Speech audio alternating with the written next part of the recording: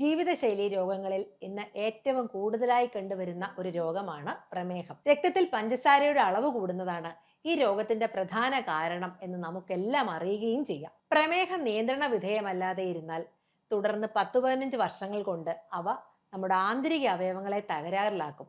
അത്തരത്തിൽ ഒരു രോഗമാണ് ഡയബറ്റിക് നെഫ്രോപ്പതി. വൃക്കയിലെ നെഫ്രോണുകളിലെ രക്തക്കുഴലുകളുടെ കൂട്ടമാണ് ഗ്ലോമറുലസ്. ഇതിലൂടെ കടന്നു പോകുമ്പോഴാണ് രക്തം ശുദ്ധീകരിക്കുന്നത്. പ്രമേഹം ഈ പ്രവർത്തനങ്ങളെ തകരാറിലാക്കും.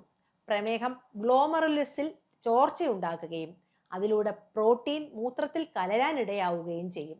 വൃക്കയിലെ ശുദ്ധീകരണ പ്രവർത്തനങ്ങൾ തകരാറിലാകുമ്പോൾ രക്തസമ്മർദ്ദം കൂടാൻ തുടങ്ങും. പ്രമേഹമുള്ളവർ വർഷത്തിലൊരിക്കൽ പ്രധാന അവയവങ്ങളുടെ പ്രവർത്തനങ്ങൾ പരിശോധിക്കണം. വൃക്ക രോഗം കൂടുമ്പോൾ ക്രിയാറ്റിനിൻ, യൂറിയ എന്നിവയുടെ അളവ് മൂത്രത്തിൽ കൂടും. ക്രിയാറ്റിനിൻ 1.5ൽ കൂടുതലാണെങ്കിൽ വിദഗ്ധ പരിശോധന തന്നെ വേണം.